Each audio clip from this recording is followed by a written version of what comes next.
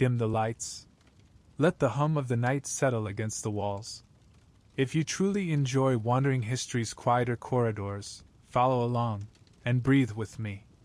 Tonight, we walk into the heart of Whitehall Palace, not through its painted gates, but through its air.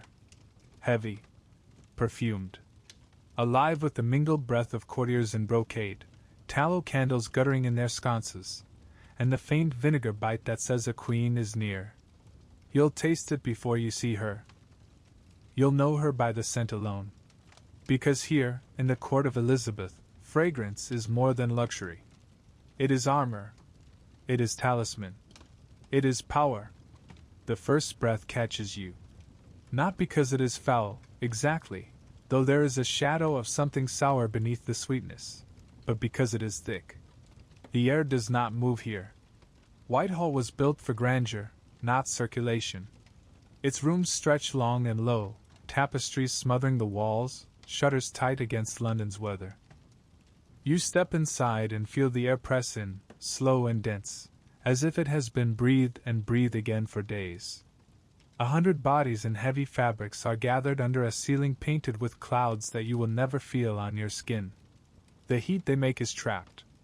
The tallow candles, hundreds of them, burn with their own animal heaviness, sending up streams of smoke that curl toward the rafters and linger there, adding to the haze.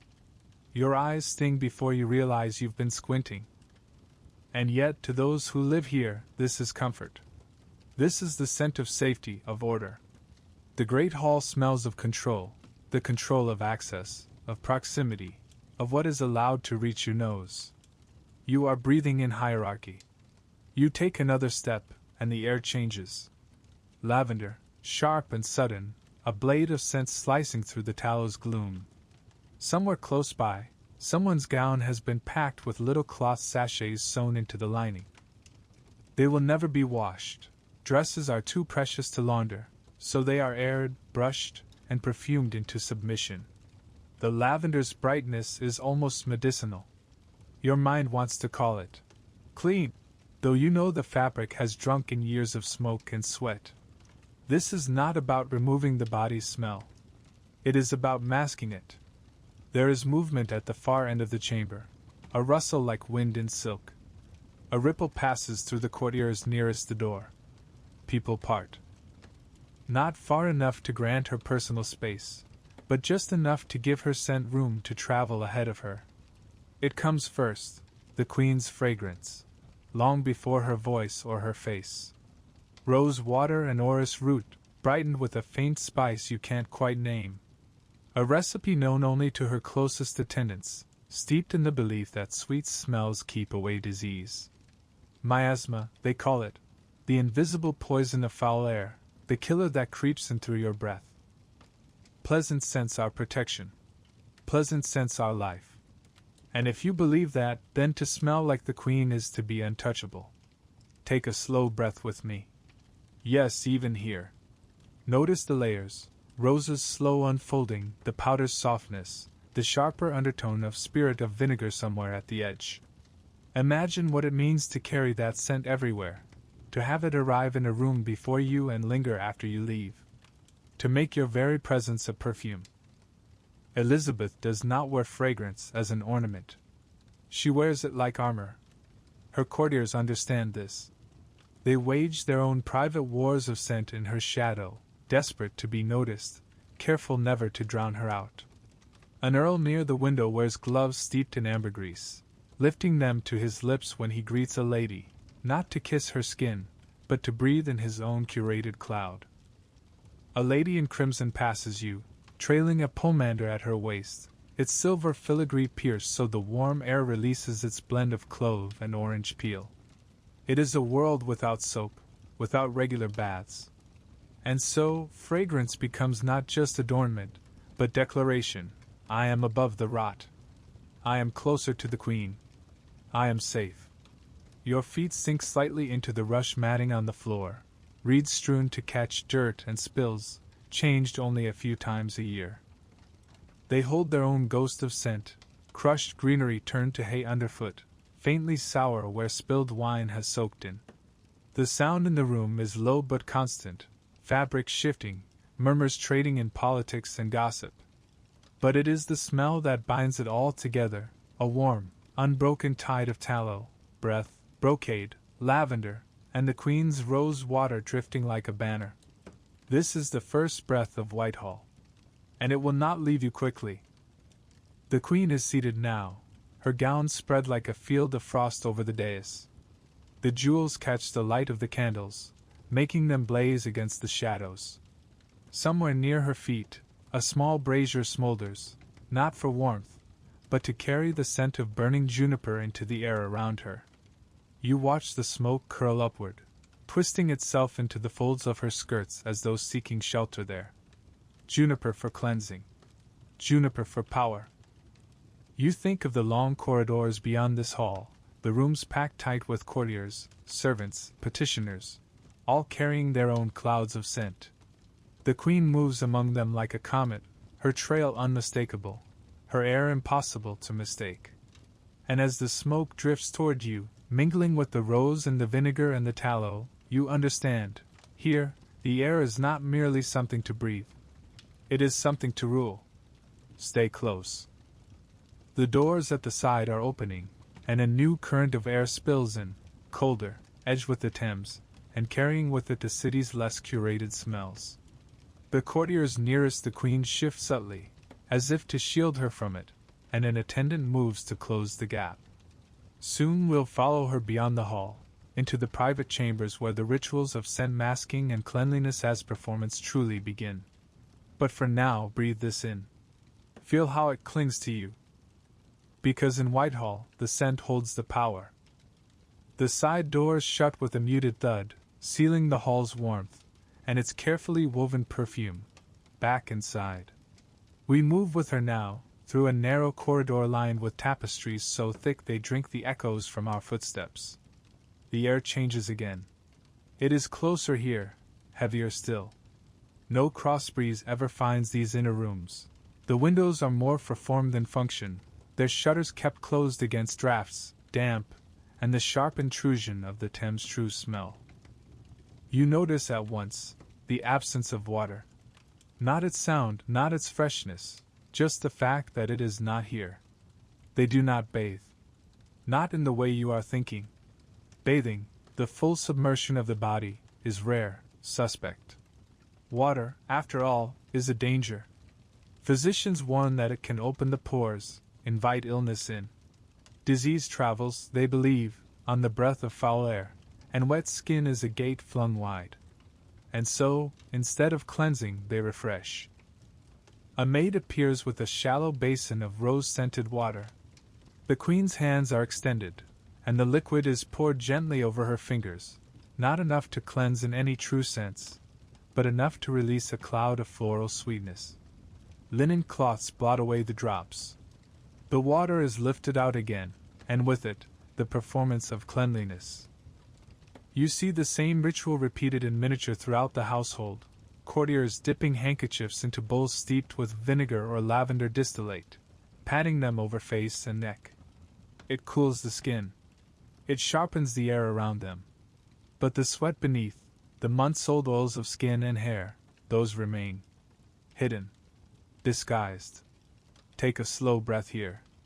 The rose water hovers close, but there is a warmth beneath it. It is not unpleasant, not yet, merely human. You begin to understand that this is not a court where the body is absent. It is simply veiled.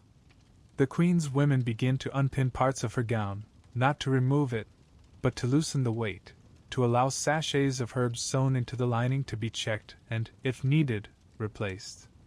They are small cloth envelopes filled with rosemary, marjoram, dried citrus peel.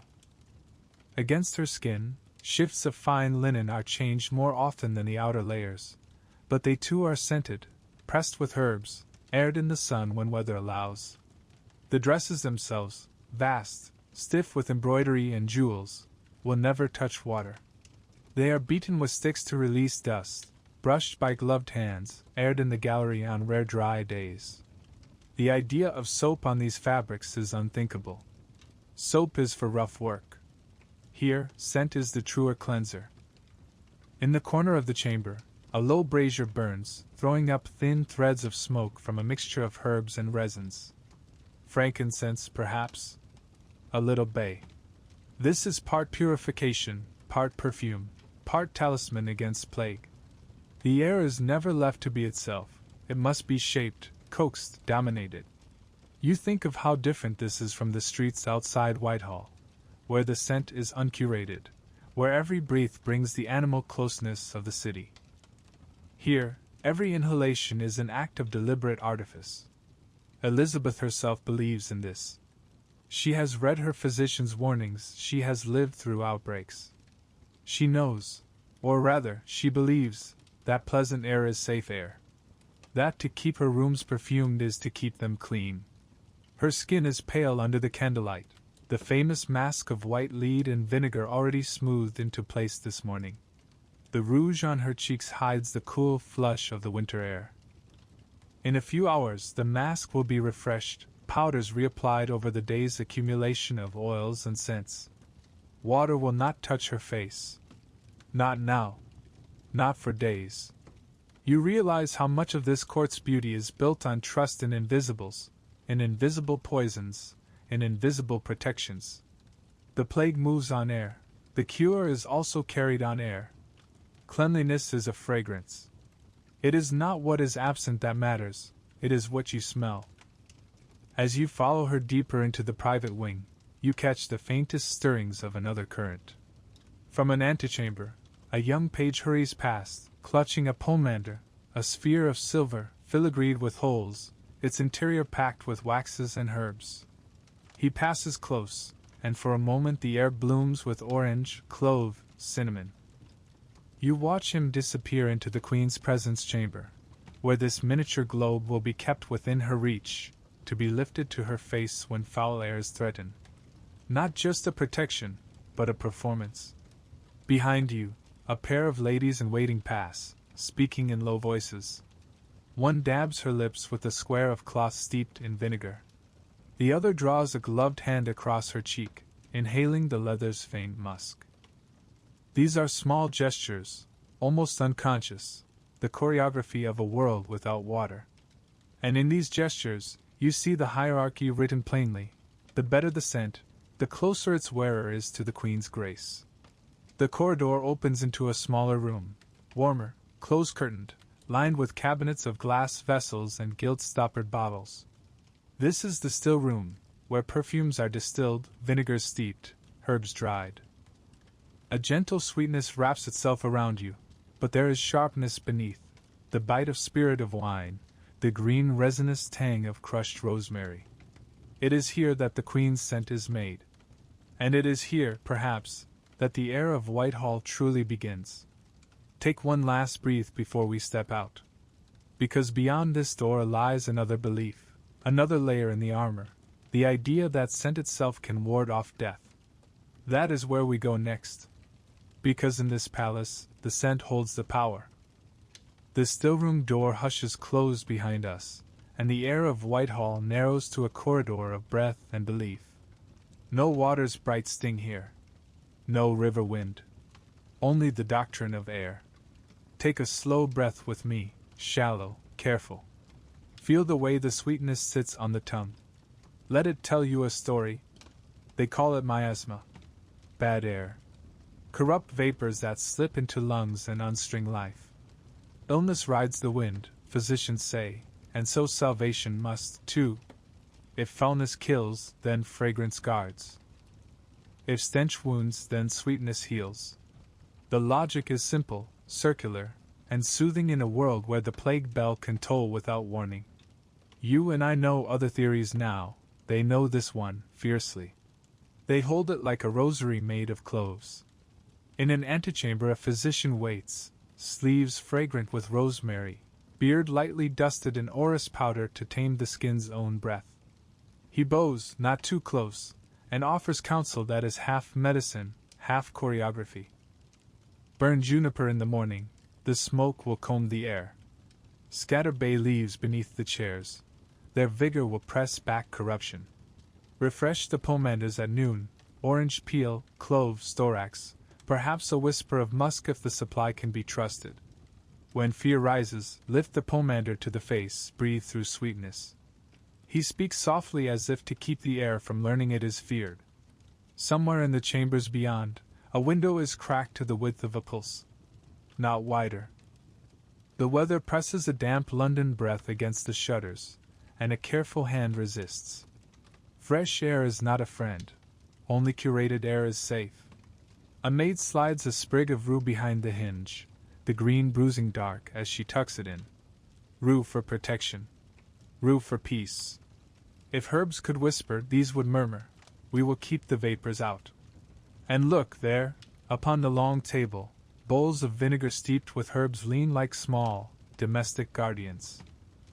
Rose vinegar, tart and faintly sweet, its rim cloudy with dried petals. Lavender vinegar, sharper, almost medicinal, as though a blade were floating in the liquid. Courtiers dip handkerchiefs into them, press the wet cloths to their faces, and breathe as if in prayer. The sensation is immediate: sting, lift, relief. Not clean, not truly, but sanctified by intention. Cleanliness as performance, yes, but also as talisman. The gesture is everything. The gesture says, "I am protected." A steward passes with a tray of sweet bags, little stitch sachets destined for sleeves, bodices, cuffs, and the hidden forests of farthingales.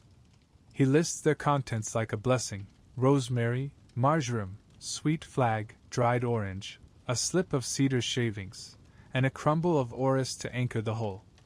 The bags will breathe all day. Their owners will answer with gratitude, or with wariness, if a neighbor's scent threatens to crowd the queen's. Scents have borders here. To trespass is to forget yourself. Listen closely. The palace offers its own weather report, voiced by Perfume. In ordinary hours the air sits at rose-lavender, with undertones of smoke and leather. During audiences it spikes to orange and clove. When fear of sickness rises in London, juniper hums at the threshold of every room, and vinegar rides every exhale like a vigilant bird. If the queen is moving, orris and rose draw awake behind her, silky as a ribbon fallen from a sleeve. You can know the mood of the court with your eyes closed. The theory climbs the stairs with us, step by slow step. Each landing is a new layer of belief. On one, a brazier breathes bay and rosemary as if telling a story to itself. On another, strewn herbs crisp underfoot, thyme, mint, lavender, mixed into the rushes to sweeten the floor and instruct the air to behave. A boy scatters more from a willow basket, and each toss is precise, as if the angle matters. Perhaps it does. Here, intention is science enough. I know what you're thinking. Does it work? Pause. Take another breath. Feel the balm in your throat. Even now, comfort is its own medicine. In a time of uncertainty, certainty has a scent. That is its power. The queen's attendants believe down to the bone. They keep a subtle vigil, reading the currents as sailors read water. If the room thickens, they open a door for just a heartbeat to let the air turn, then close it again, quick as a blink, and feed the brazier. If the city's rumor swells, plague in Southwark, a fever in St. Giles, they increase the burnings, refresh the posies, urge the queen to keep her pomander near. The body is defended by the air that touches it. The air is defended by sweetness. Sweetness is defended by rank. Every defense is also display. Do you hear the nursery of belief at work?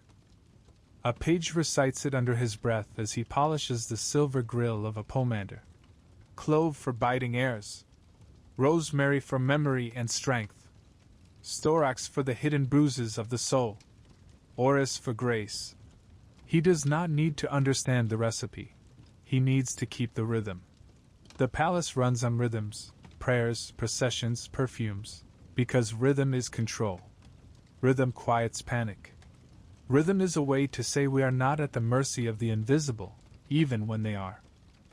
Beyond the inner door we find the guard chamber, humming softly with life. The men keep distance without looking like it. Gloves are on. Leather keeps the skin scent to itself and offers the agreeable ghost of oak bark and oil. A captain lifts his gloved knuckles to his nose now and then as though in thought. He is not thinking. He is breathing his shield.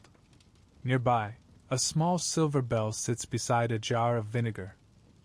If someone coughs the wrong kind of cough, the bell will ring, the jar will open, and the air will be refreshed. The ritual is almost tender. Fear made into gentleness. You and I slip through an arch hung with velvet, and the velvet breathes out its own history. Dye, dust, a faint whisper of smoke that never left. The closet beyond is lined with glass. On the shelves stand phials like captured dawns, each a pale amber or a blush. Labels name them in careful script: aqua roserum, spirit of wine with rosemary, distillate of lavender, water of orange flowers. Some are for linen, some are for hands, some are for the air itself, to be flicked onto the fire or the floor as one might flick holy water. When the court is unsettled, more of them are used. When the court is calm, fewer.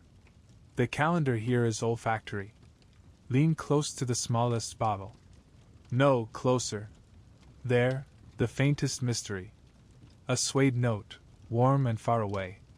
Ambergris, if the apothecary's luck held. It travels from oceans to a queen's breath, changing the shape of a room like a tide. Nobody understands its origin with precision, that makes it perfect. Power loves a scent that refuses to explain itself. A maid I have noticed before, small hands steady, pins a posy to the hem of a curtain where it cannot be seen but will breathe slowly into the draught. She tucks a sprig of marjoram into the scene with a tenderness that almost wounds. People love the queen in these minor acts. They defend her with little whispers of perfume, with micro-guards of rosemary, with a hand that checks a sachet and then checks again. To serve is to scent. Sweet air, sweet skin. A whisper passes from one laundress to another as they change the queen's inner linen. The phrase is part charm, part instruction. The shift is crisp, herb-pressed, dry from a day in such sunshine as winter would allow. They do not wash the gowns, but they will sweeten what touches the body. The mind rests easier when the air close to the skin seems kind. Outside, London wrestles with its river and its fires and its meat stalls. The city breathes like a beast. Inside, this court refuses the city's breath and builds its own. Think of the progress, the roving court that flees plague and dirt by simply ceasing to be here. When the city's miasma worsens, the palace packs itself into carts and litters and leaves a ghost behind, rushes on the floors, petals in the cracks, smoke smudges on the beams. The sovereign creates safety by making a new air somewhere else. Absence becomes the cleanest perfume. But here is the secret inside the secret. What begins as safety becomes symbol. The queen's scent becomes the country's breath. Ambassadors write home describing not only her words and jewels but the aura that precedes her, the rose, the orris, the juniper, the brightness that cuts through tallow as if noon were leaking into midnight. They praise the orderliness of it, the cleverness, the health of the realm reflected in the corridor's air. In their letters the fragrance reads like policy. Pause again. Breathe small. Feel the way the sweetness arranges your thoughts. Miasma is fear translated into craft. And craft, repeated, becomes culture. You walk with me into a gallery bright with afternoon candles, and a murmur ripples ahead. A messenger has arrived from the city with news of a fever in the parishes by the river. Nothing confirmed, yet everything is. The air tightens. Attendants stir. The brazier is fed, the sweet bags are touched, counted, changed. The queen remains still, only her gloved hand moving to lift the pomander to her lips. The silver grill meets the curve of her breath. She inhales once, twice. The room follows suit, like a school of fish veering at a shadow. You feel an old human instinct, older than theory, to believe, to mirror, to survive together. And then the room relaxes in increments, led by her calm. This, too, is part of the medicine. The miasma theory may be wrong in the way our modern minds measure wrongness, but look what it can do: organize fear, make the invisible narratable, give anxious hands a script. In that sense, the air is pure, if only because panic has been perfumed into obedience. "Let us walk," she says at last, and we do. The corridor is long and uncooled. On its walls hang portraits whose paint still holds the faint, congealed smell of oil, linseed, resin, and in their pigments the faces are all breathless and perfect. Her own face on the canvas is a miracle of stillness, white, distant, almost untouchable. The painters have learned to paint a perfume, to suggest in light and powder the sweet air about her. A sovereign who brings her own climate. Now listen to the smaller noises, sachets whispering against lining, a glove creaking softly, the miniaturist squeak of silk. This is how the idea of safety carries itself from hour to hour, not grandly but in the small obedient sounds of ritual. You may laugh at it from far centuries, but up close it has the gravity of prayer. And because belief begets practice, and practice breeds etiquette, the theory of air begins to decide who stands where, who may come forward without overwhelming the queen's radius with their own cloud, who is allowed the brighter notes, citrus, spice, and who must be content with rosemary and mint, who carries the pomander openly, and who must keep it hidden so as not to announce anxiety. Sense map rank. Safety becomes a ladder. Take one more breath here, and feel the transition approaching, the way a change of key hums through music before the note arrives. We have moved through doctrine and into consequence. If sweet air protects, then those who command the sweetest air command more than comfort. They command the room. Ahead, a door opens to the presence chamber. It's dazzling, candlelight striking gems, smoke tracing armor. The courtiers arrange themselves without moving, drawing invisible borders with their perfumes. An earl's gloves are thunderheads of ambergris. A lady's bodice breathes a disciplined lavender. A clever clerk has kept to rosemary, safe and modest. A newcomer misjudges, flooding the space with orange and clove that dare to rise toward the dais, and a ripple of silence meets him, not cruel, just cool, like a draft finding a crack. He retreats a step. He learns. This is where the theory of sweet air becomes the politics of sweet air.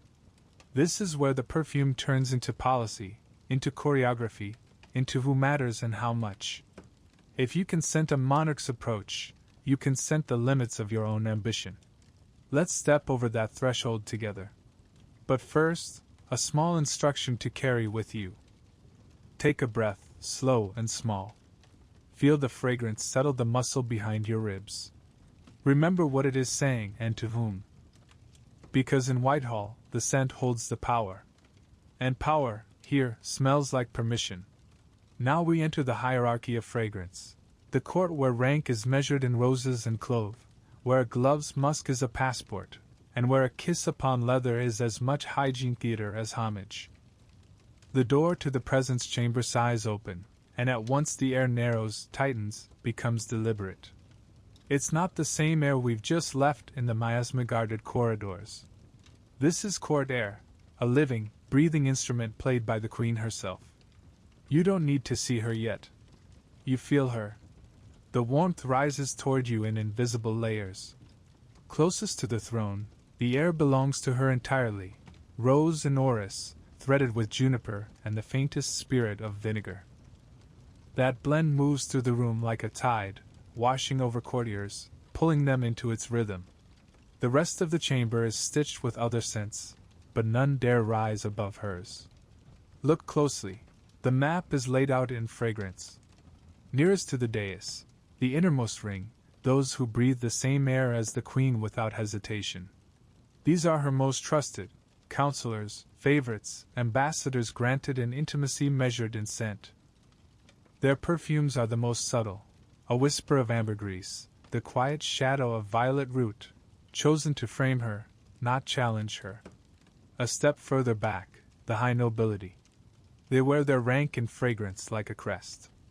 The earls, musk warmed with leather. The countesses, orange blossom, sometimes deepened with clove if they've been given leave to speak at council. These notes are brighter, bolder, but still bow before the Queen's rose. Beyond them, the outer ring. Courtiers whose place is more decorative than political, merchants allowed rare entry, soldiers on display. Their scents are sharper, more practical, rosemary oil rubbed into leather boots, lavender sachets tucked in sleeves, the faint trace of bay. Necessary, but not memorable. And beyond even that, the invisible edge, those who carry no fragrance at all. They might as well be shadows here. In a court where scent is a signature, they are nameless ink. It is not accident. It is choreography. Fragrance here is both greeting and boundary. To scent the air before you arrive is to arrive twice. To leave it lingering after you've gone is to remain. Watch the ritual. An earl steps forward. His gloves are worked in gold thread, the leather steeped in orris root. As he bows, the movement stirs a small cloud, enough for the Queen to catch it. She inhales once, slow, eyes fixed on him. This is the unspoken language of approval. No smile, no words, only the permission to let the scent rest in her air a moment longer. A lady follows, trailing a pomander from a chain at her waist. It swings gently as she curtsies, the pierced silver breathing orange and clove. The Queen tilts her head, polite acknowledgement, nothing more. The orange is a little too forward. The clove, just a little too sharp. The moment passes, and the lady retreats, her eyes careful not to meet anyone else's. You see it, don't you? The balance is fragile. Too much fragrance, and you intrude. Too little, and you vanish. This is why, in the outer gallery, you saw courtiers adjusting sachets and sleeves, brushing pomanders with fingertips, calculating how far their scent would carry in the still air. It's not vanity. It's survival.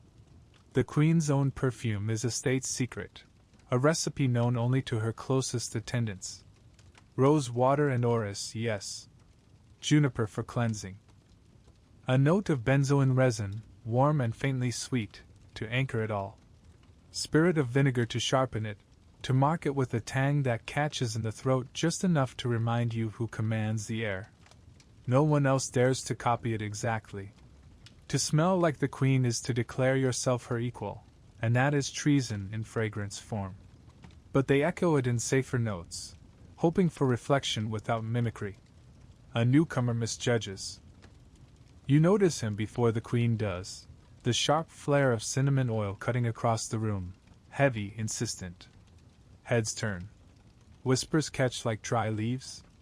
The Queen does not move, but you feel the chamber tilt away from him, an instinctive recoil. His bow is deep, but when he rises, the air between them is already colder. He has not yet spoken a word, and his audience is over. This is the cruelty of scented politics.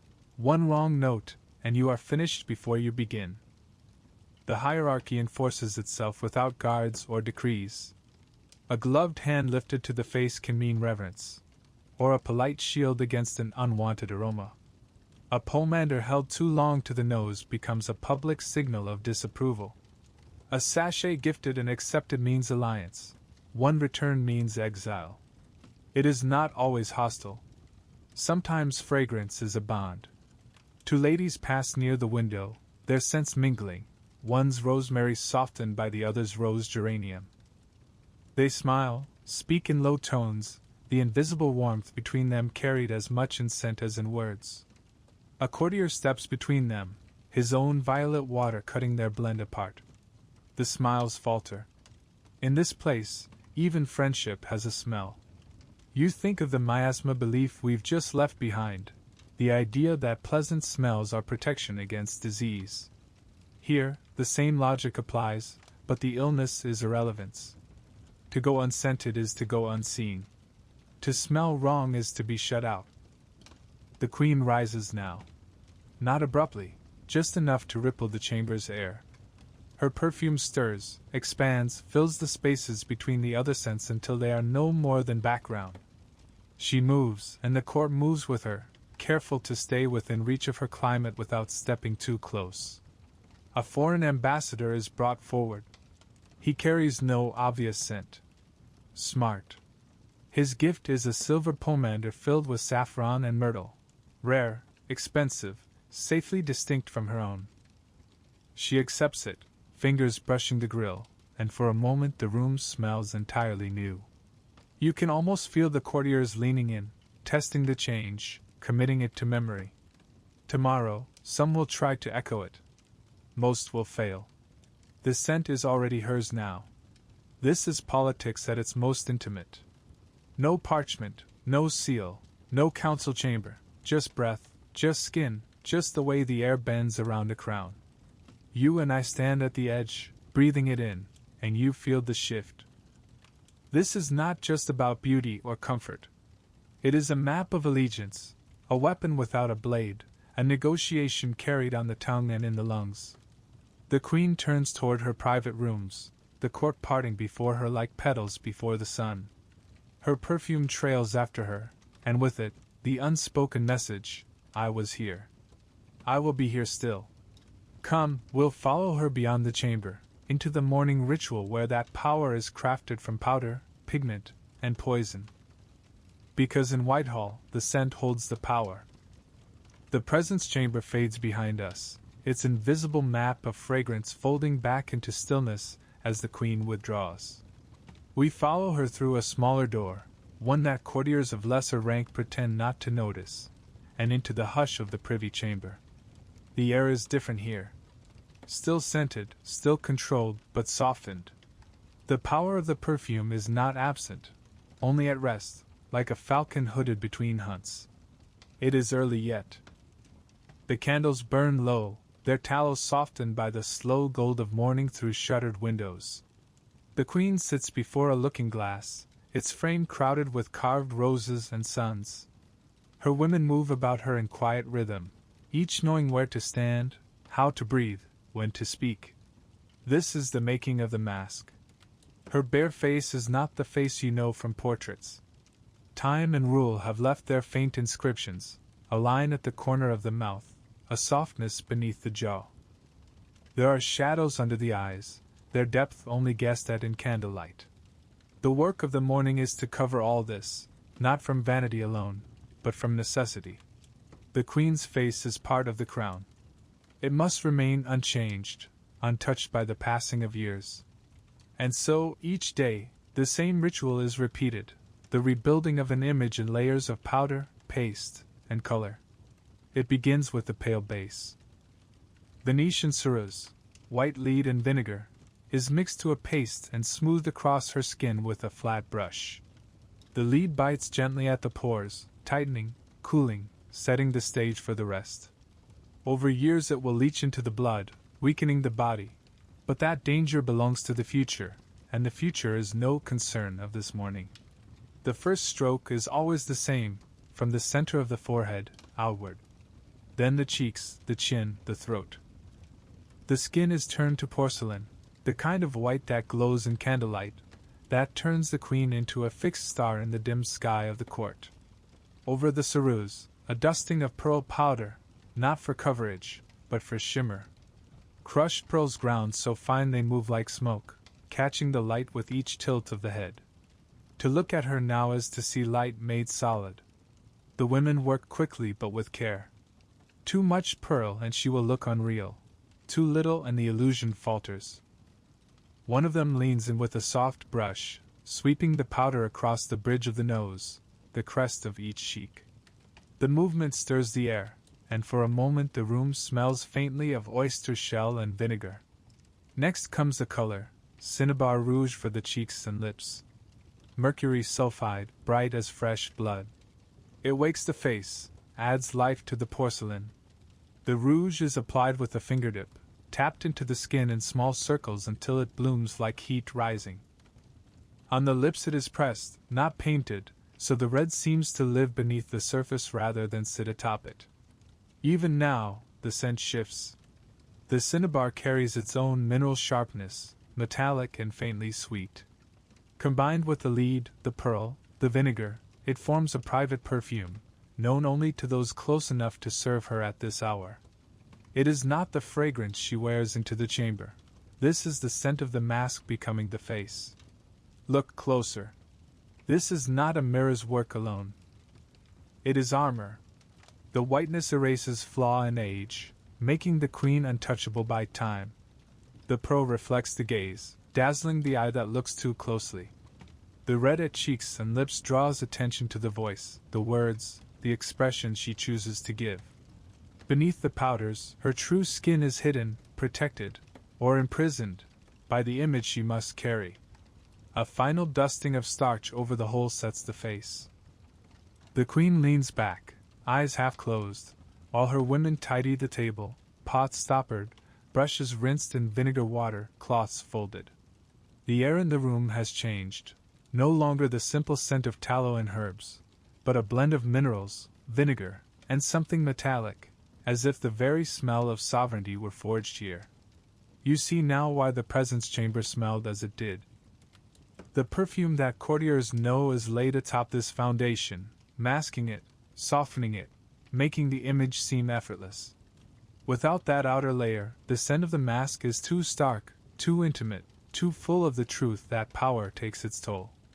The queen opens her eyes, and the transformation is complete. She is once again the figure from the portraits, pale, ageless, luminous, the red of her lips sharp against the white of her skin. The mask is not separate from her now, it is her face. She rises, and the women step back, giving her space to choose the day's finishing touches, the fragrance that will wrap around her like a cloak, the gloves that will carry her scent into every hand she greets, the pomander that will ride at her waist as both talisman and ornament. Take a breath. Smell the air now, vinegar softened by rose, pearl powder settling into starch, the faint spice of the rouge. This is the breath of the private chamber, the breath she takes with her into the world each day. In a moment we will follow her into the next ritual, the cleansing of the hands with rose water and vinegar, the scented gloves, the final gesture of cleanliness as performance before she steps into the court's still air. Because here, even the smallest movement, a hand dipped, a glove kissed, carries the scent of power. The queen does not go directly from her mirror to her throne. There is an interval, brief in minutes, deep in meaning, when she allows the women around her to tend to her hands. It seems a small matter, doesn't it? Fingers, palms, the narrow span of a wrist. But in this world, hands are the frontier between self and other. They take gifts. They give orders. They receive the breath of those who kneel and press lips to a glove. If there is danger in the air, it will pass first to the hands. So the ritual is never skipped. A low table is brought forward, draped in white linen. Upon it, a shallow basin of rose water, another of vinegar steeped with rosemary, and a small pile of fine linen cloths. The queen extends her right hand first. Her chief gentlewoman dips a folded cloth into the vinegar, lifts it just long enough for the sharpness to rise into the air, then lays it across the skin. The smell blooms instantly, acid and green, the rosemary's resin cutting through the vinegar's sting. You feel it in the back of your throat, a small tightening that wakes you. It is meant to wake the queen as well, to sharpen her senses before she faces her court. Her left hand is treated the same way, the liquid pressed into the skin, the fingers turned gently to allow every surface its moment under the cloth. No scrubbing, no water running freely. This is not about washing away, it is about layering on. The vinegar is believed to cleanse the air that touches the skin, to kill the invisible seeds of illness before they can take root. Once both hands have been anointed, the rose water follows. A fresh cloth, soft and cool, is dipped into the bowl and wrung out with careful fingers. It carries the scent of summer even in midwinter, a sweetness that hovers just above the vinegar's bite. The cloth passes over each hand, mingling the fragrances, turning sharpness into elegance. The queen's eyes close for a moment as the rose touches her skin. Perhaps she remembers gardens she no longer walks in. Or perhaps she simply enjoys the layering, acid beneath, floral above, the way one might enjoy the slow building of a piece of music. The hands are then dried with linen, patted rather than rubbed. The lead and pearl dust from her face will not be allowed to smudge onto her gloves. Ah, yes, the gloves. The final part of the barrier. They are brought forward on a small tray, soft leather, pale as cream, stitched in silk, lined with silk, too. Before she wears them, they are perfumed. Today, the scent is orris and a little bergamot, powdery root with a lift of citrus, chosen to harmonize with the rose water and vinegar already on her skin. The gloves will carry this blend all day, announcing her presence in a handshake, lingering in the air after a kiss upon the fingers. It is hygiene, yes, in the thinking of the time. The leather protects her skin from direct touch. The perfume protects her from foul airs. But it is also theater. The glove itself becomes a message. You may approach, but not too close. You may touch, but only through this veil. The women adjust the fingers so they fit smoothly, no wrinkles to catch the eye. She flexes her hands once, twice. The leather breathes back its scent. The room inhales with her. In the moments that follow, you realize that this ritual is as much for those watching as for the queen herself. They see her hands purified, perfumed, protected. They believe she is shielded. And in that belief, they are soothed. Her pomander is next, fastened to her belt where it will swing lightly as she moves. Inside today, crushed rose petals, cinnamon bark, dried lemon peel, and a shaving of storax resin. It will mingle with her glove's perfume, weaving another thread into her personal climate. Think of the layers she wears now, though none of them are visible. Vinegar and rosemary. Rose water. Orris and bergamot in the gloves. Rose, orris, juniper in her hair and gown. Lead pearl, cinnabar on her face. Each chosen, each placed. Each doing the work of both medicine and monarchy. She stands. The women step back. The air between us and her is no longer neutral, it is hers. The barrier is in place, invisible, fragrant, commanding. We follow as she moves toward the gallery. Soon she will pass through the wardrobe rooms where her gowns rest in their own clouds of herbs and powders, waiting to join her in the day's performance. Because here, the scent does not stop at the skin. It travels with the cloth, the hair, the very air. And in Whitehall, the scent holds the power.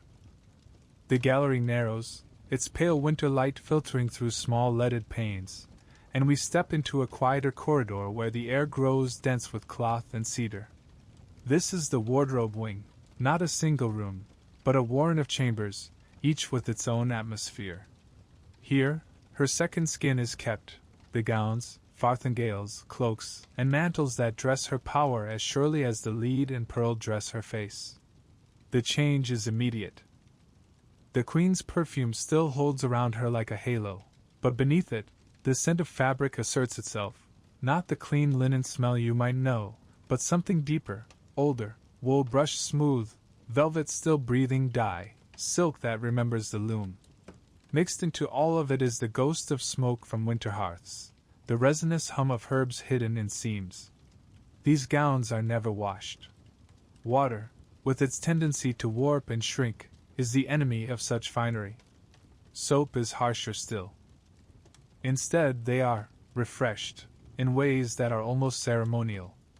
In one chamber, two women stand over a spread gown, each holding a long, supple brush made from deer hair. They draw the bristles gently across the brocade, coaxing dust from the folds, lifting it from embroidery without snagging the gold thread. A third woman catches the loosened particles on the cloth, folds it carefully, and carries it away as though it were contraband. In another room, a clerk opens the shutters just wide enough to let in a blade of light. The gown hanging in the window sways slightly in the draught, a rare airing, timed to the hour when the sun is warm enough to sweeten but not fade.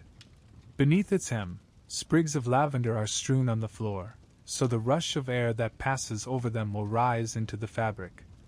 Every garment has its herbal companions.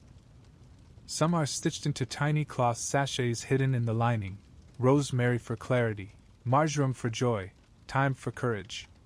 Some are tucked into pockets that are never used, their scent meant only for the wearer's private comfort.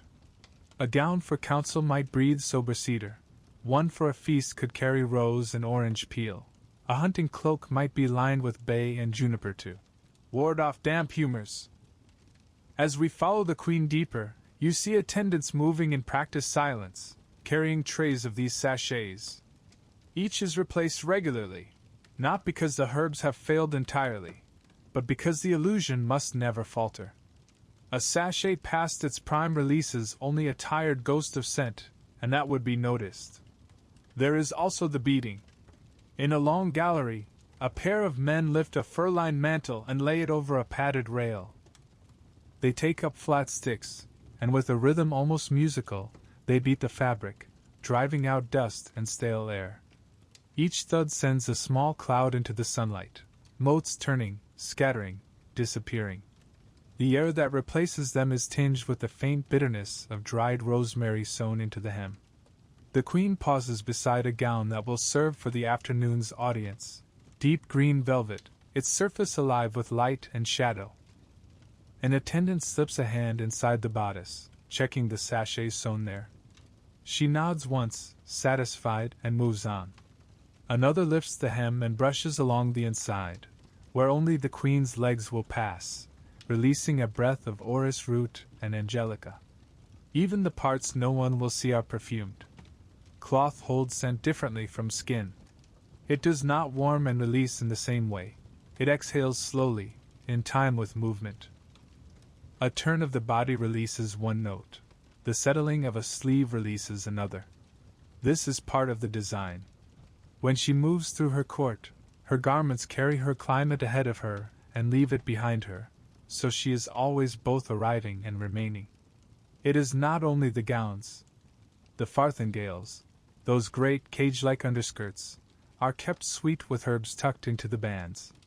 The cloaks that guard against winter damp are lined with wool scented in cedar oil.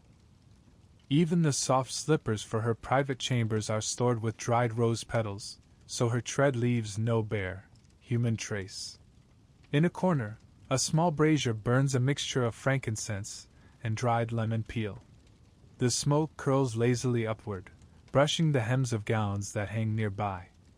A maid fans it gently toward them, as though feeding a slow-moving tide. The belief is that the smoke not only perfumes but purifies, protecting the queen's garments from whatever unseen illnesses might cling to the air. You begin to understand that these rooms are not merely storage. They are part of the queen's body, part of the machinery that maintains her presence. Every brushstroke, every sachet replaced, every careful airing is a heartbeat in the organism that is her image. The women who tend these gowns are not simply servants. They are curators of the queen's scent, archivists of her second skin. Each knows the lineage of every garment, who wore it before it was altered, what occasion it graced, which herb blend it carries, and why.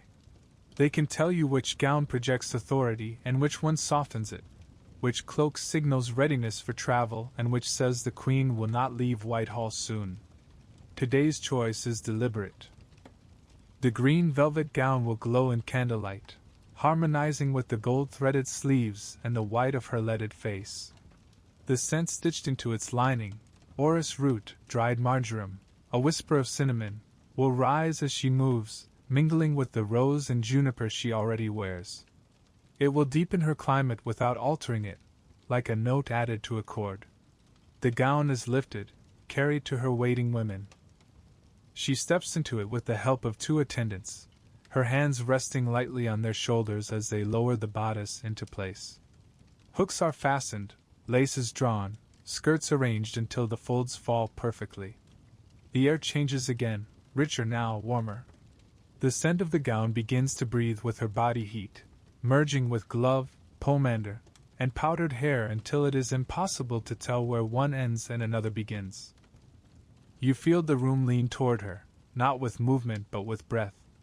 This is the moment when the wardrobe becomes part of the queen, when the work of the brushes and sachets enters the court without ever being seen. She moves toward the door, her skirts whispering across the rushes. We follow, passing a row of wigs waiting in the next chamber, pale, curled, powdered, and each with its own delicate perfume. Because in Whitehall, even the hair she wears has its climate. And in the next room, we will see how those clouds are made. Because here, the scent still holds the power. We pass beneath a low arch and into a chamber that smells of starch, lavender, and the faint, chalky bite of powdered orris. The air is pale here, not in light, for the windows are shuttered, but in the suspended dust of hair powder drifting down in slow, lazy spirals. Each mote catches on candlelight and hangs there, glittering for a breath before it vanishes. This is the wig room. A row of stands lines the wall, each crowned with a different piece of hair, curled, waved, plaited, or piled high in fantastical shapes. None of them are her own. The Queen's natural hair, once a bright, coppery red, has thinned and dulled with the years, but that truth is as hidden as the bare skin beneath her lead and pearl. In public, she is eternally flame-haired, thanks to these careful constructions. The wigs are never washed. They would not survive water any more than her gowns would. Instead, they are tended daily, brushed free of dust, and dusted again, this time with perfume as much as powder. On a side table, a wig-maker stirs a small porcelain bowl. Inside, orris root powder glows faintly ivory, mixed with the crushed petals of dried roses. The scent is powdery, soft, faintly sweet, a gentle veil over the hair's own smell. From a small vial, he adds a drop of oil of bergamot, bright and sharp, to wake the blend. He works with the care of a sculptor. First the wig is brushed, long, even strokes to coax the strands back into place. The brush itself is scented. The bristles have been rubbed with lavender oil so that every pass leaves a trace behind. Then the powder is sifted over the curls, falling in a fine snow. The wigmaker pats it gently into the hair with gloved hands, sealing in both fragrance and form. When the Queen wears it, her body heat will stir the perfume, releasing it slowly throughout the day. Like her gowns, her wigs carry their own microclimate, blending with the other scents she wears so no single note ever dominates. Some wigs are built for grandeur, towering structures that demand stiffening with starch and pins.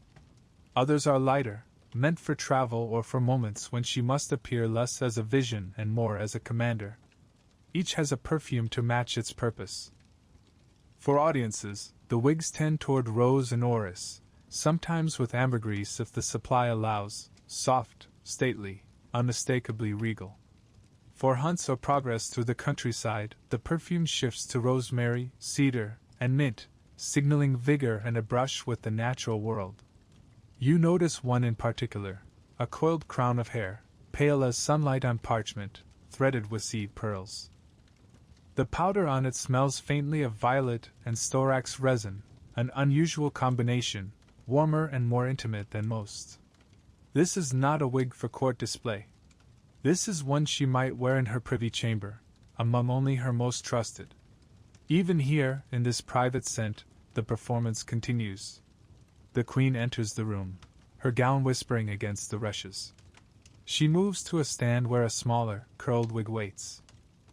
The wigmaker lifts it with both hands and lowers it onto her head, adjusting the lines so it sits just at her natural hairline. A few pins secure it, a few pats settle the powder. The change is immediate. The Queen is taller now, her silhouette altered. The pale curls frame her lead-white face like a halo. The powder's scent mingles with the orris of her gown lining, the rosewater on her hands, the juniper in her pomander. The air shifts again, not just scented, but styled. It is easy to forget, standing here, that these wigs are fragile. Each one can only endure so many wearings before it must be rebuilt. Powder clings, oils seep in, pins strain the lace foundations. And yet each morning, they are revived as if newly made. It is another illusion to maintain the permanence of beauty. In the corner, a chest stands open. Inside, a stack of fine linen caps lies neatly folded. These are worn under the wigs to protect the Queen's skin from the hair and powder, and to catch the vinegar-scented cloths her women sometimes press to her head in moments of fatigue. Even here, unseen beneath the performance, the rituals of scent and safety persist. The wigmaker steps back, satisfied. The queen glances toward the mirror, not to see herself, for she knows the effect by feel, but to check the balance of shape and light. She nods once. The day's head is chosen. We follow as she leaves the wig chamber, the air behind us still hazy with powder. The corridor beyond carries a different note now, something sweet beneath the powder, something warm that will deepen as the hours pass. Ahead lies another challenge to the illusion, the mouth. For here, in the court of Elizabeth, even breath has politics. And the sweetness of the air can be undone in an instant by the scent of decay. Because power must be spoken, and the mouth that speaks it must smell like rule, not ruin. The corridor narrows again, and the queen's pace slows. Not because her gown is heavy, though it is, nor because the wig pulls faintly at her temples. It is the mouth. The one thing her perfume cannot fully rule. Elizabeth's teeth have lived her life alongside her. They have tasted the sugared marchpane at every feast, the candied citrus from the New World, the honey cakes that please her still. They have also endured the quiet rot those luxuries breed. There is a reason her smile, in portraits, is closed.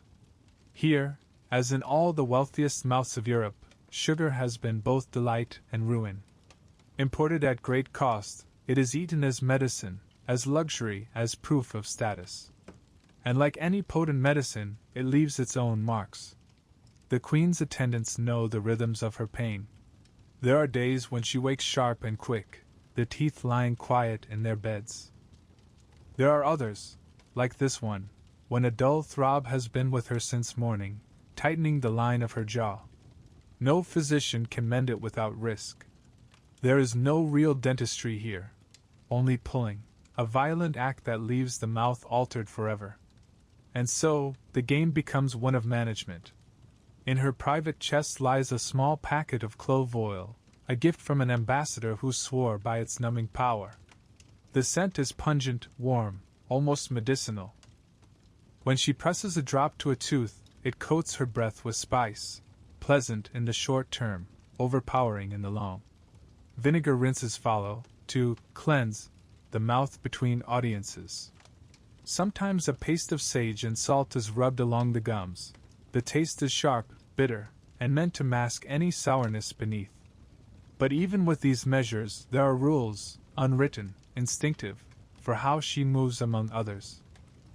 You notice it now, the way she turns her head slightly when speaking at close range, the way her hand drifts toward her pomander as she listens.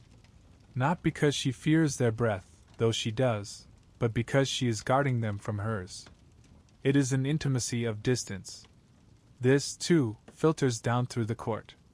You see it in the way courtiers arrange themselves in the presence chamber. Not too close, not directly in line with another's mouth. A step back, a turn to the side. Conversations occur in soft diagonals. Lips are kept still between words, exhaling only when speech is needed. At banquets, this becomes an art. Dishes heavy with sugar are served early in the meal, so the sweetness on the breath is masked by herbs and wine before the evening ends. Between courses, bowls of spiced wine or scented waters are passed for rinsing the mouth, a moment both practical and theatrical. Those who refuse are noted, not for their taste but for the suspicion they invite. Breath, like scent, becomes a marker of rank. The queen's is managed with the same care as her garments and wigs, clove, rosewater, mint leaves chewed in the morning. But it is not infallible.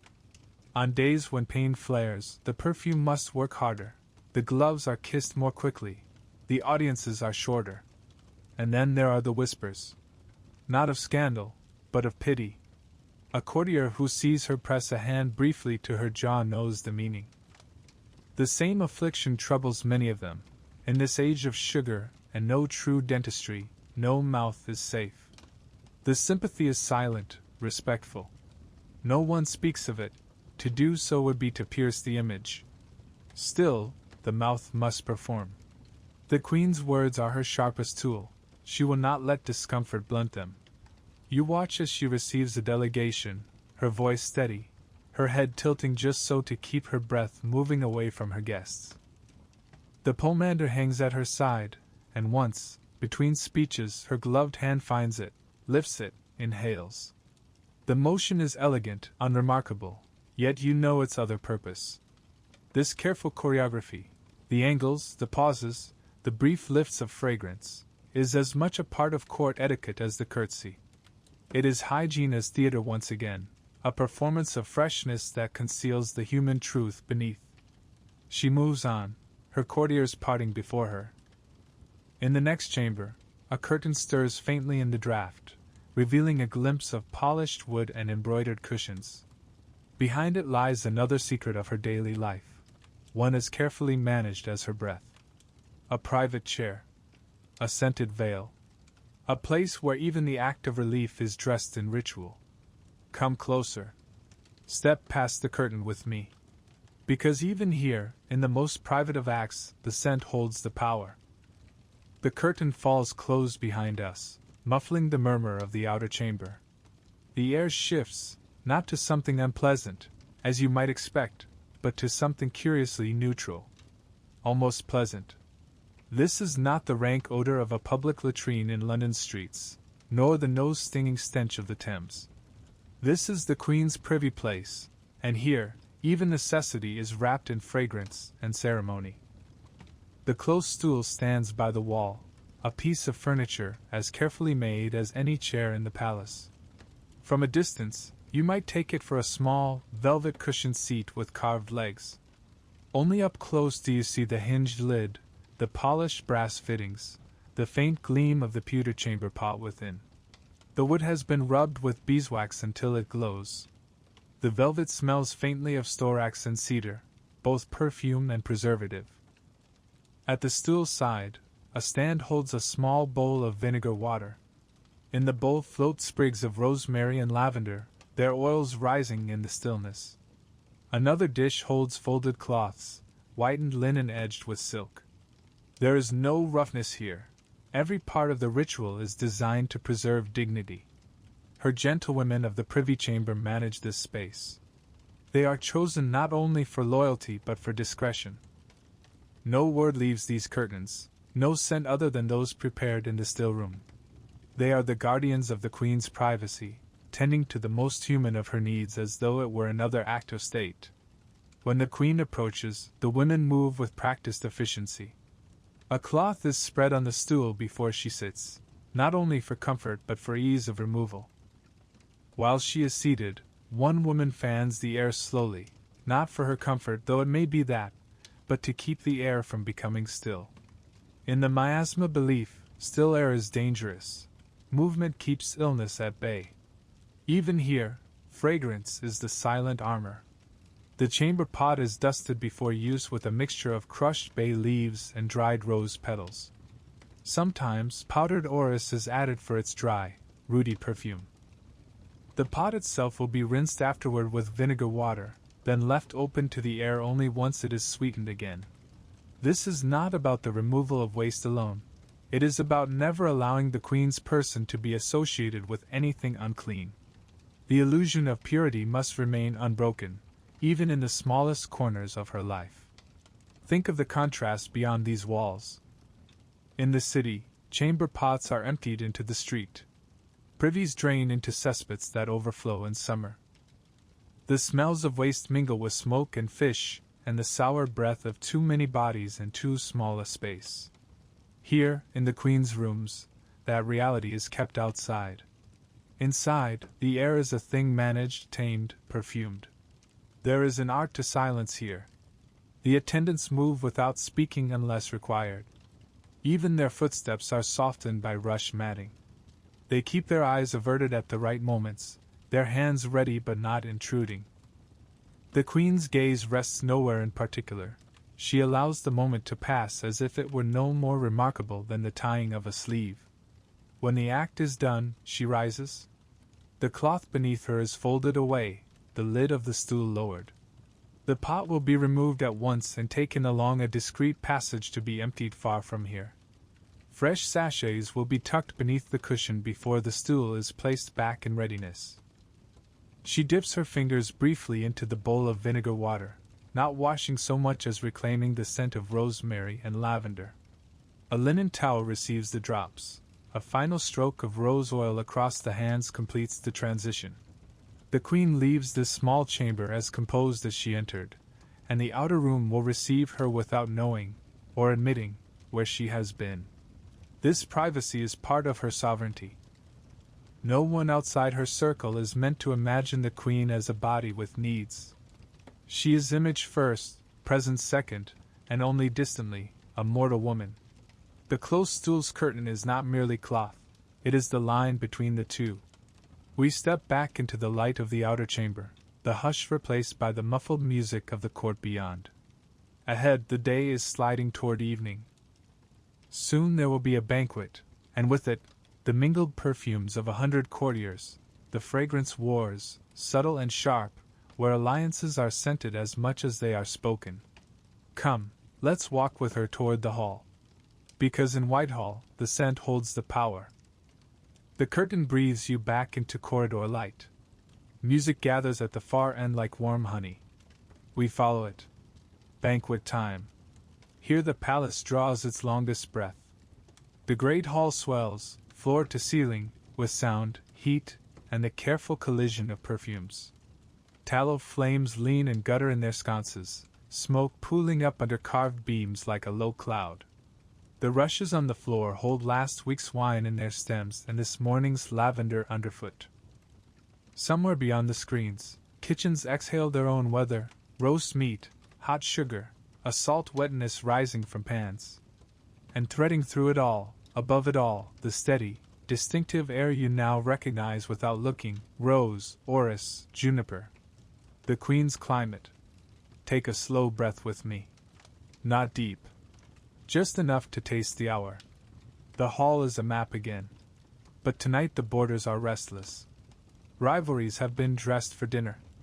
Near the dais, the sweet air remains disciplined.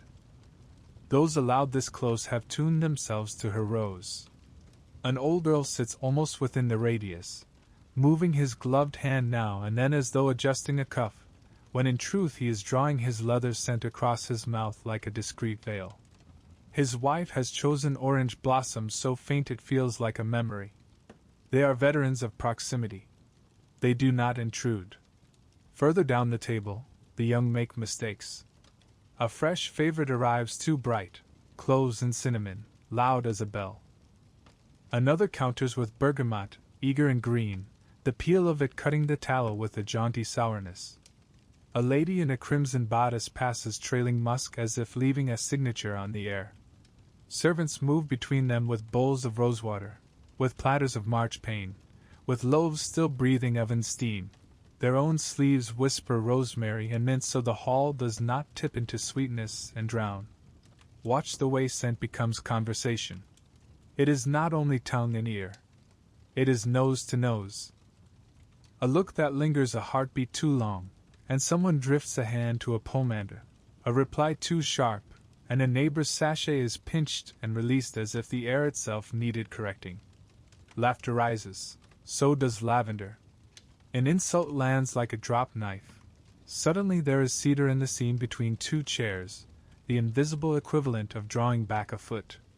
This is politics with a napkin on its lap. The courses arrive in procession. Pies breathe hot butter into the already crowded air. Trenchers soak. A heron, theatrical, faintly scandalous, is presented with spices pricked in its skin so that the heat lifts clove and galingale into the nostrils before the bird is carved. And then the sugar, architecture and bravado. Marchpane castles with banners painted in saffron. Fruits glazed into jewels. Small perfumed comfits rolled in rose syrup and dusted in sugar fine as frost. The room tilts toward them with childlike delight and adult calculation. Sugar is both gift and debt. It will ruin many mouths and win many favors. You can see it even as the first bite dissolves. The smile that does not widen, the quick reach for wine, the whisper toward a servant for a rinse of spiced water to lift sweetness from breath before one leans to speak again. A hush. Not silence, never that. Just a ripple of attention. She has entered. The queen's scent runs ahead of her like a herald. People shift without appearing to. The bright cloves dim themselves. Bergamot softens its shoulders. Musk forgets itself for a moment, and becomes a good citizen. She takes her place, and the hall reorders around her. The perfumes kneel. The music, too, seems to change key. Gloves touch gloves. A bow. A curtsy. Lips press leather, never skin. Hygiene theater carries safely through rank and rumor. An ambassador presents a plate of candied orange peels, each sugared strip shining like a captured sunset. He has perfumed the offering with a breath of neroli, daring near her rose, but respectful. She tilts the peel toward her mouth, then lowers it and speaks instead. Her voice is cool water on hot sugar. The ambassador breathes again. Do you see how imitation moves in her wake? A lady 2 tables down has stitched her sachets with marjoram and dried lemon to echo the queen's pomander. A gentleman behind her has set his gloves to orris, abandoning ambergris for the night because her own base is orris and he fears the presumption. At the far end, where distance loosens discipline, an upstart household experiments with storax and violet, hoping the warmth of it will drift upward and be noticed. It won't. What will be noticed is smoke. Because banquets are also fire. Look along the walls, ranks of candles, rivers of flame with animal breath. Each tallow wick wears a small, wavering halo. Above every head, the air shimmers faintly with their heat. The great candelabra at center throw down whole suns onto the board, light trapped in greasy cups, light that needs tending. Boys with extinguishers made of soaked cloths move constantly, pinching wicks, trimming, relighting, coaxing an even glow from 1,000 small, hungry mouths.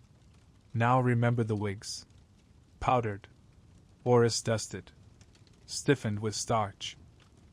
Remember the sleeves, starched and fanned like sails. The lace that craves edges. The oils laid lightly in hair and beard and glove. Remember that bergamot, that clove. All of it burnable. All of it, tonight, standing arm's length from fire. It has happened before, not here, not tonight, but near enough in time and place to live in every attendant's nerves. A lace cuff finds a candle.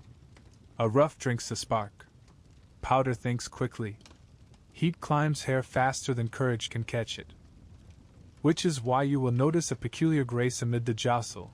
The way servants guard the flame with their bodies when a wide sleeve leans.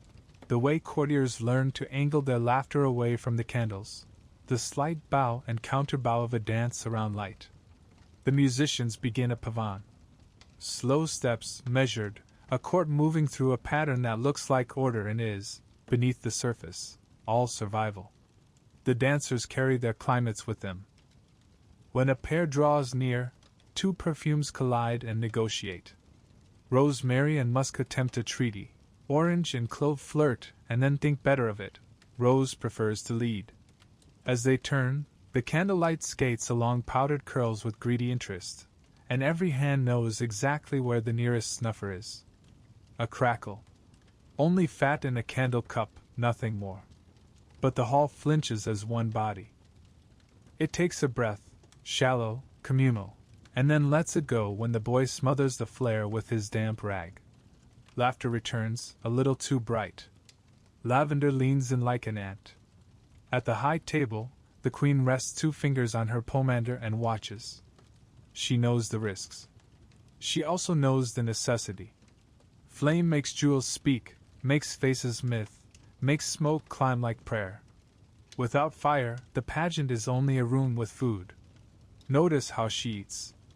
Not much. Not late. The mouth is a throne room she guards as fiercely as any other. A small bite of marchpane, a sweeter bite of wit delivered in a whisper to a lord who needs both sugar and warning. Between courses, a sip of wine, then the rosewater bowl again, a cloth pressed discreetly. No rinsing motion wide enough to be seen, just a ritual of scent that resets the air around her lips. Elsewhere, the fragrance wars escalate in miniature. 2 ladies at the second table exchange compliments, and sharpen them as they smile. Your sachet is divine, says one, whose bodice breathes violet. My head aches, though. The room is thick with clove.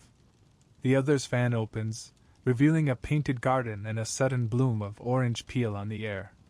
She does not look toward the queen when she says it, but everyone hears where the criticism lands. Across from them, a poet coughs the way a small dog barks, to be noticed.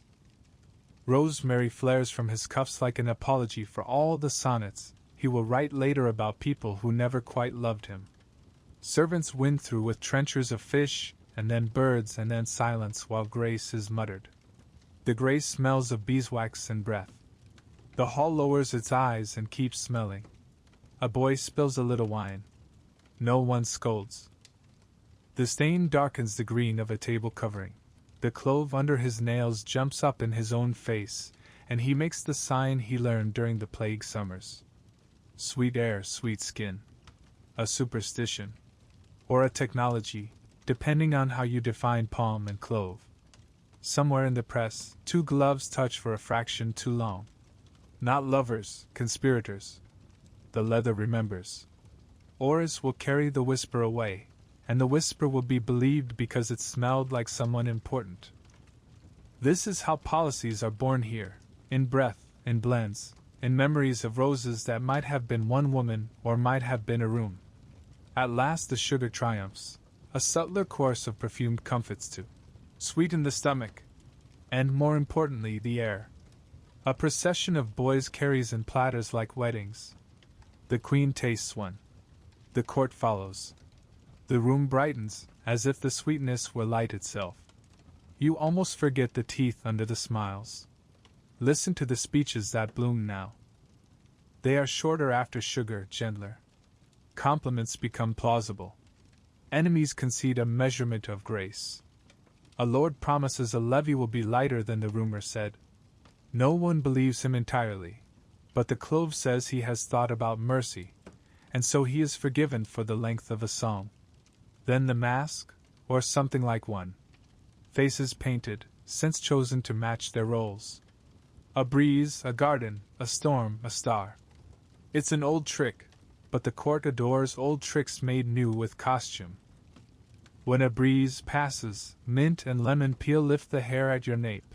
When storm turns, resin and smoke bruise the air, and the trumpets grin at their own thunder. The queen watches with the polite, precise smile of a woman who has seen every disguise and bears them all. It is not boredom. It is taxonomy. Another candle sighs. The tallow spits a bright seed onto a lace cuff 3 seats down. For one terrified heartbeat the cuff thinks, cloud. Then a palm, quick and practiced, comes down hard and damp. The lace darkens. The room releases its breath again. One more snuffer saved a life, or at least a hairstyle. Wigs are adjusted with hands that do not tremble. Powder keeps falling like pale snow that cannot decide whether to melt. All night, courtiers chase her scent the way moths chase flame. They never catch it. Those who try too closely singe their reputations. Those who learn the distance glow at the edges and survive. The banquet thins. The onion note of hot wax deepens as the candles tire. Violins lean into softer tunes. The last trenchers are carried away, leaving ghosts of gravy in the wood. The rushes release their day with a little sigh each time a foot lifts. Servants open a high window the width of a mercy to let the room turn over once. Cold air slips in carrying the river's damp coin. The court recoils almost imperceptibly, and then remembers its doctrine. A brazier is fed. Sweetness is reasserted. The queen remains the warmest thing in the room. Her face has not altered. The mask still gleams. The red still breathes where she placed it. But up close, if you were allowed up close, you might see the fatigue drawing its own invisible veil, the minute lag between breath and smile, the way she closes her eyes after the last compliment lands, as if allowing it to evaporate without leaving sugar on the tongue. The hall unlatches itself slowly. People become corridors again. Perfumes slew off their alliances and go home on sleeves. gloves are folded into memories. A scent left on the edge of a chair keeps a small argument alive until morning. We walk with her through the thinning noise. The pomander hangs quiet now. The gloves rest. The rose holds. Behind us the great hall exhales a last, heavy warmth and settles into the smell of drowsy tallow and trampled mint. Ahead, we can already feel a different air gathering, thinner, late, private. Not the air of battle but of inventory. A queen's reckoning with her own skin after a day of ruling it. Because what happens next is not a banquet or a mask. It is the slow unpinning, the careful unbecoming. The moment when image must be lifted, powder by powder, from the woman who carried it, and set on a stand to cool. Come carefully. We are near the edge of the performance. The doorway to the privy chamber waits, darker than before. Candles there are fewer, and kinder.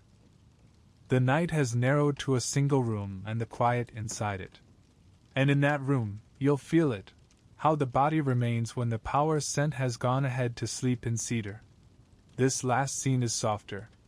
A little sorrow and a little mercy. The icon stronger than the bones, the woman stronger than the night. Walk with me through the threshold. Because in Whitehall, yes, the scent holds the power. But by the last light, you learn who held the scent. The night at Whitehall is long, but it does not last forever. Candles burn low, their tallow softening into pools. Braziers cough the last of their heat into air already heavy with perfume. The banquet's echo fades into the private hush of her withdrawing chamber.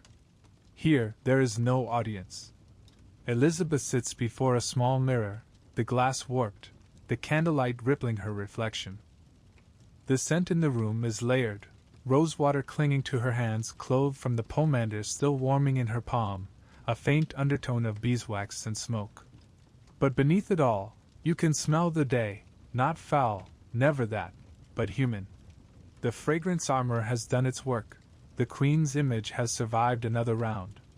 Her ladies move about her with the quiet precision of those who have done this 1,000 times. They unpin the wig, carefully, releasing the scalp from its perfumed burden. The hair beneath is flattened, a little damp from the day's heat, scented faintly with lavender and orris where the lining has touched. The ceruse mask is softened with rosewater cloths, then eased away, revealing the skin beneath, paler than you expect, marked with the faint traces of time, a tenderness at the jaw where toothache has lingered. The rouge is gone, the lips lose their jewel tone. Without the armor, the face is smaller, more human.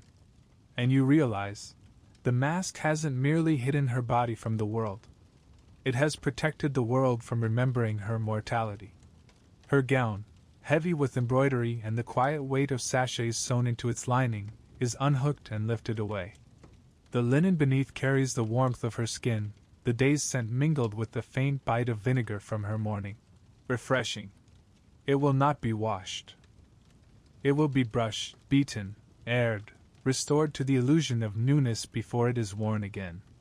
For a moment she sits in her shift, hands resting in her lap, eyes half closed. Outside the walls, the river moves in the dark, the city exhales its own blend of smoke, refuse, and the faint sweetness of tavern ale.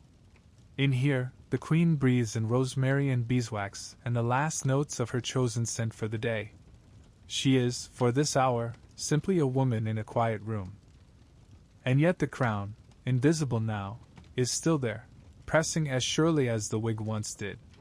You feel the weight of all the scents you've followed tonight, the tallow and musk of crowded halls, the vinegar and rosewater at the washstand, the clove oil at her lips, the cedar in her wardrobe, the spice on the banquet air.